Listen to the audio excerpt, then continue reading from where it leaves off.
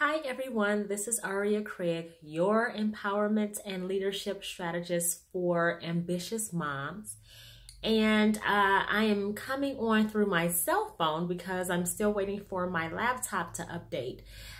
This is a segment that I normally have, my Ask Aria segment at 7 p.m. Central Standard Time on Thursdays. I normally have that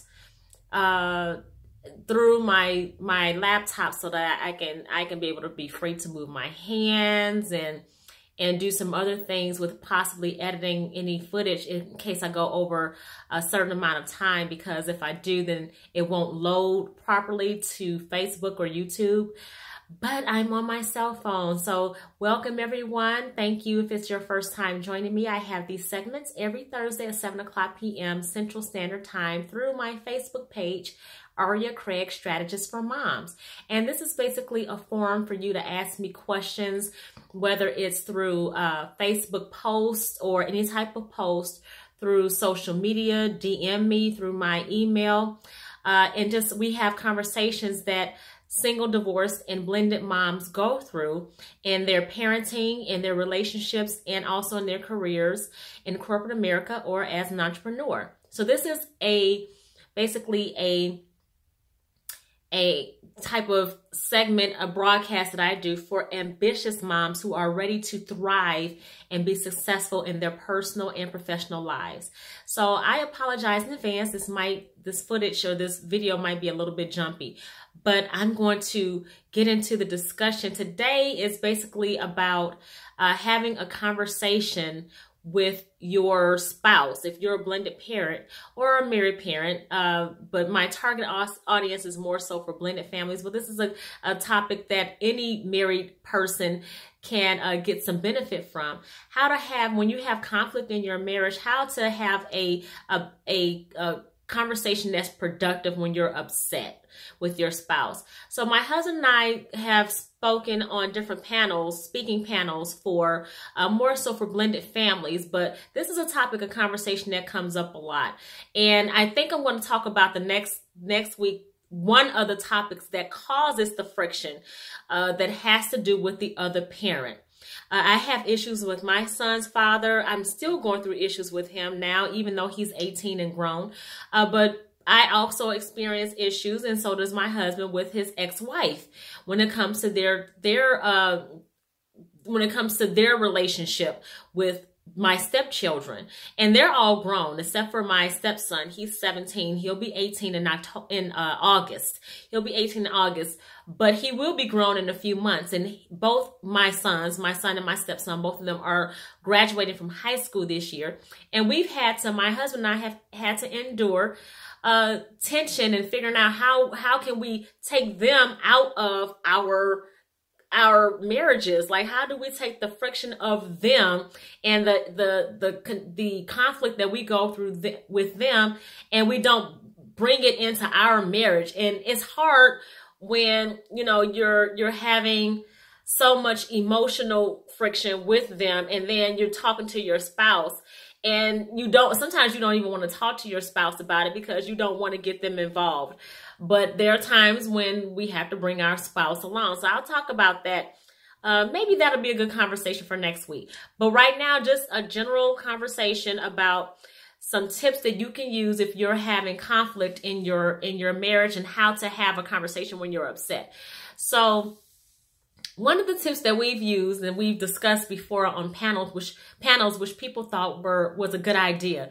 When my husband and I, went through counseling a couple of times, and I don't think it's bad to talk about that. I think it's really healthy when you recognize that there are some issues that you can't maneuver through yourself, and you're trying to grow through it, but you need professional help and support and therapy with figuring out, getting past your own way, getting past your own mind and how you're doing it, because whatever you're doing is not working for the other person, and whatever the other person is doing is not working for you. So you need to have a middle ground of what you can do to get through those conflicts or to get through certain situations.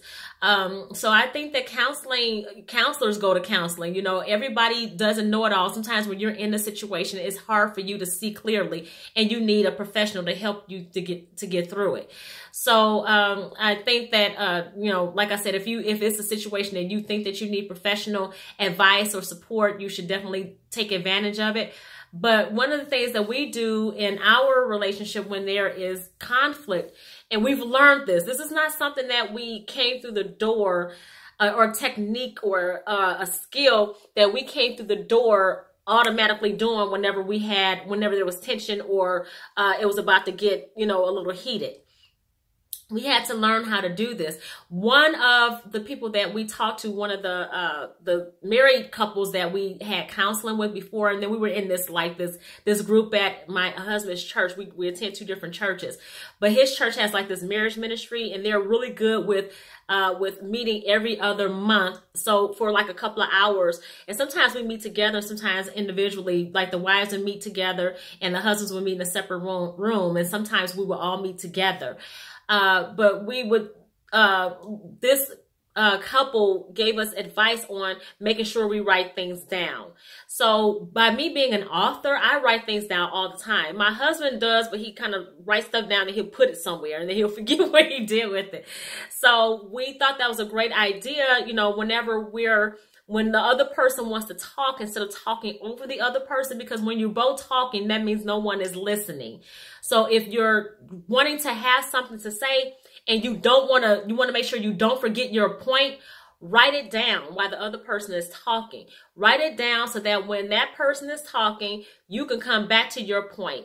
But the one thing that we do that we've implemented with that particular method is first of all, we make it a rule that we try not to cuss. Because when you are upset, and I know I am one, certain words fly out of my mouth. And I have gotten better at it. I've gotten really, really good at really curtailing what I'm saying, so that I'm not offending him and I'm not disrespecting him, because he's good at not doing it. He's good at not doing it. There was a time where I wasn't as good when I got really upset. And I had to remember that if I was talking to my boss at work and I was really pissed off at her, would I start cussing her out? You know, so I had to look at, this is my husband. He's part of me. I'm half of him. He's half of me. We come together as one. So would I want to talk to myself like that? So I had to kind of learn how to really figure out different ways to where I'm not talking down to my husband even when I'm upset. So we come in with the unsaid understanding that there will be no screaming, yelling, and cussing. Like if a person says, I need a minute and we need to like take a break and walk away and come back, then that's fine. But we are also at a point to where I know for myself, and my husband knows, when I'm really upset, I do need a minute before I can even talk. And when I'm ready to talk, then we can talk. And I need to be where I'm ready to talk rationally. So that may take me a minute, but it's definitely not going to take days. It should never, for me, it should not take days for me to have discussion with my spouse about something that upset me. It can be the next day. You know, some people will say don't go to bed angry. Sometimes, depending on the circumstances, it's not always the case. If it's really heavy, sometimes you can't talk about it right then if you don't want to disrespect somebody. Sometimes you just need that extra day to kind of pray on it and sleep on it. Some couples are really good. They will pray together when they are upset. My husband and I have not mastered that yet. When there's tension, yeah, we have been able to do it. But when it's like, when we're really upset with each other, we have not mastered coming together and joining hands to pray with each other. I have prayed by myself before, but honestly, with me being able to rationalize things better and having a different approach when I get upset, we don't really have it to where we get that upset to that level often now. Like that hasn't happened in a long time. So, but what we do is we have a paper together, pen and paper together when we're ready to talk. And I'll let him know. You know, he'll give me my space and I'll give him his. And I'll tell him, I'm ready to talk. We'll go somewhere in the house where my son cannot hear us. So that he's not privy to information that we're discussing in the conversation. And he doesn't need to know what we're talking about. And he doesn't need to hear the tone, the words, anything. So he's upstairs on the second floor. We'll come downstairs and we'll go into the office and we'll talk. And we'll have our pen and paper ready. He has his pen and his paper. I'll have my pen and my paper. And we'll ask the other person, who wants to go first. And then we give that person the courtesy and the respect to get out everything that needs to be said. So if he's going first, if he says something, I'll jot down. Like I'll jot down what I want to talk about myself or what I want to bring up. And then while he's talking, I'll jot down some points that I want to circle back around to so that we can make sure that I want to address them and we're on the same page, or there's clarity in something that he said or he may have perceived that I don't agree with, and vice versa. But the one thing that we do is whoever has the ball, we have a stress ball that we use in our conversation when we're having those types of conversations. Whoever has that stress ball is the one who has the floor, has control of the floor. So if you don't have the stress ball, or I should say, if I don't have the stress ball, I can't talk. The only thing I can do right now is write down what I want to address when he's done, so that I can circle back around to it. So when he's done talking, he'll think about it and he'll say, okay, I think I'm done. And then he'll throw the stress ball to me. That means he now has to be quiet and listen. He cannot talk. And if it's something that something that I said, and he has a quick question, that he'll say, like, well, where did that happen? Or what are you talking about? What does that mean? Then I'll let him, we'll let the other person say something. But other than that, if one person tries to jump in, the other person say, I have the ball, I have the stress ball. When I'm done, I'll throw it to you. So make sure you write down so that you can circle back and remember what it is that you want to talk about. But it's not fair to me because I allowed you to speak without interrupting you, and I don't want to miss my train of thought. So that's kind of something that we do. And we'll go back and forth with that stress ball until we're done talking about having the conversation. Because the whole point of us saying, okay, well, me telling him I'm ready to talk, or he telling me I'm ready to talk, is the understanding that we're going to have a conversation and discussion, and it's going to go as long as it needs to. So we already understand that. So when that person says I'm ready, then the other person's like, okay, well, let's go down to the room and we can get started. So I hope that was helpful. And try it. I mean, the next time, and try to, again, talk, be where you're rational. If you can't talk at that moment, you just really don't want to say something, because, women, we cut with our words. We cut with our tongue. And a man's ego is incredibly important to him. That is like the soul of him. That's what makes him a man. So if we're cutting and lashing and thrashing and slicing and dicing with our words, it's not going to be effective. And that's a for sure way for him to talk to somebody else and feel comfortable with talking to another woman who he feels is going to give him that because we're nurturing and we're supportive and we're always the shoulder to cry on. That's a sure way to get him to go to another woman. So, and I'm not saying it's right. I'm not saying it's right. I'm just making sure I say that I'm very clear on that. But men and women think different, and I talk about that all the time. So if you know that you're not in a place where you can have a sane, rational conversation instead of screaming, yelling, and cussing, don't even go there. Just give yourself some time. Have him to respect you, to give you some time, and then you guys get together when you know that you can talk and hear and listen, and not just hear and listen, but process what the other person is saying. Because sometimes we can realize that it was a misunderstanding, or he was on one page and I was on the other, and we just had to realize that let's just either agree to disagree, or really realize that, I was wrong, or he said he was wrong. So that's all that I have for today. I'm sorry, I have a call coming in. Sorry. So that's all I have for today for this segment of Ask Aria. I hope this is helpful.